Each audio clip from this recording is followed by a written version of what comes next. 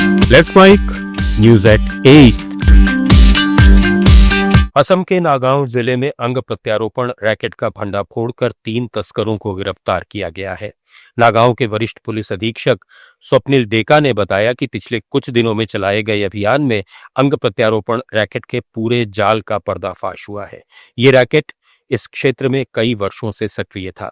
Police ने तस्करी में शामिल 3 दलालों धरणी दास उर्फ बोगुमुला, महेंद्र दास और दीप दास उर्फ डोपी को भी पकड़ा है। उत्तर प्रदेश में मिर्जापुर के चुनार रेलवे स्टेशन पर बड़ा हादसा हो गया। कालका हावड़ा एक्सप्रेस ट्रेन की चपेट में आने से 6 महिलाओं की मौत हो गई। बताया जा रहा है कि सभी यात्री कार्तिक पूर्णिमा पर गंगा स्नान के लिए आए थे। यात्री ट्रेन से गलत दिशा में उतरने के बाद पटरी क्रॉस कर रहे थे, तभी ट्रेन की चपेट में आने से यह दर्दनाक हादसा हो गया। हादसे की सूचना मिलते ही भारी पुलिस बल मौके पर पहुंचा और राहत और बचाव कार्य शुरू किया गया। रेलवे प्रशासन ने हादसे की जांच के आदेश दिए हैं। सीएम योगी ने इस हादसे का संज्ञान लिया है और मृतकों के शोक संतप्त परिवारों के प्रति संवेदना व्यक्त की है। स्थानीय प्रशासन ने यात्रियों से रेलवे ट्रैक के पास चलने से बचने की अपील की है। आबकारी विभाग ने गुवाहाटी में बड़ी मात्रा में अवैध शराब जब्त की है। 132 कार्टून विदेशी शराब बरामद की गई है। साथ ही 1109 पेटी अवैध शराब के साथ एक ट्रक जब्त किया है। बताया जा रहा है कि ये शराब मेघालय से आई थी। ट्रक चालक सिराजुद्दीन को बिना वैध दस्तावेजों के माल ले जाने के आरोप में गिरफ्तार किया गया है। जब्त शराब का अनुमानित बाजार मूल्य 12 लाख रुपए बताया गया है। अरुणाचल प्रदेश में गोमचू येकर आत्महत्या मामले में पूर्व आईएएस तालो पोतोम को यूपिया कोर्ट ने 1 लाख रुपए के मुचलके पर जमानत दे दी। 19 साल के गोमचू येकर ने 23 अक्टूबर को निर्जुली के किराए के मकान में फांसी लगा ली थी। उसके सुसाइड नोट में पोटोम और ग्रामीण कार्य विभाग के इंजीनियर लिक्वांग लोवांग पर लंबे समय तक यौन शोषण, धमकी और ब्लैकमेल का इल्जाम लगाया गया था। अगले ही दिन लोवांग ने खोसा में खुद को गोली मार ली थी। येकर के पिता की एफआईआर पर दोनों के खिलाफ आत्महत्या के लिए उकसाने का केस दर्ज हुआ। पोटोम ने 27 अक्टूबर को सरेंडर किया और 14 दिन जेल में रहे। कोर्ट ने कहा कि अभी प्रथम दृष्टया कोई ठोस सबूत नहीं मिला, इसलिए जमानत दी जाती है। एसआईटी जांच जारी रहेगी। पोटोम को हर तलब पर हाजिर होना होगा।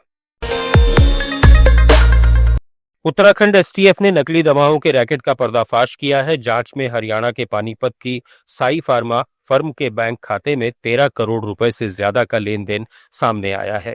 बिना जीएसटी नंबर और ड्रग लाइसेंस के चल रही इस फर्म से 6 राज्यों उत्तराखंड, यूपी, राजस्थान, पंजाब, हरियाणा और दिल्ली में नकली दवाएं सप्लाई की गई। एसटीएफ अब तक 12 लोगों को गिरफ्तार कर चुकी है। नए केस में 6 आरोपियों के खिलाफ मामला दर्ज किया गया है, जिनमें साई फार्मा के मालिक प्रदीप कुमार, उनकी पत्नी श्रुति और 4 अन्य कारोबारी शामिल हैं। एसटीएफ का कहना है कि रैकेट देश भर में फैला है और बैंक ट्रांजैक्शन के आधार पर और नाम जल्द सामने आ सकते हैं।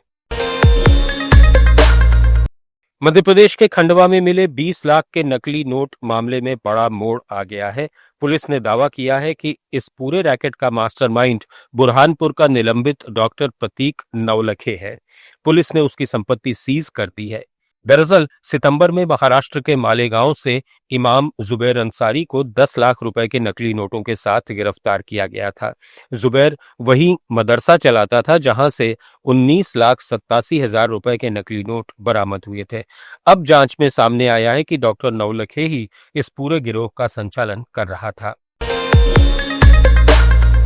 उत्तर प्रदेश के कानपुर देहात में जनता के मुद्दों को लेकर बुलाई गई दिशा यानी जिला विकास समन्वय और निगरानी समिति की बैठक भाजपा की अंदरूनी राजनीति का अखाड़ा बन गई। बैठक में भाजपा सांसद देवेंद्र सिंह भोले और पूर्व सांसद अनिल शुक्ला वारसी में व्यक्तिगत आरोप प्रत्यारोप से लेकर अपशब्दों का प्रयोग हुआ। दोनों नेताओं के बीच हुई कहासुनी के बाद समर्थक भी नाराज हो गए और हाथापाई तक की नौबत आ गई। बैठक का माहौल देखकर अफसरों ने दोनों पक्षों को संभाला। न्यूज एट 8 में फिलहाल इतना ही। जुड़े रहिए लेट्स माइक के साथ। आप सुन रहे थे let's mic more than radio. Follow कीजिए हमें हमारे सोशल मीडिया प्लेटफॉर्म्स पर।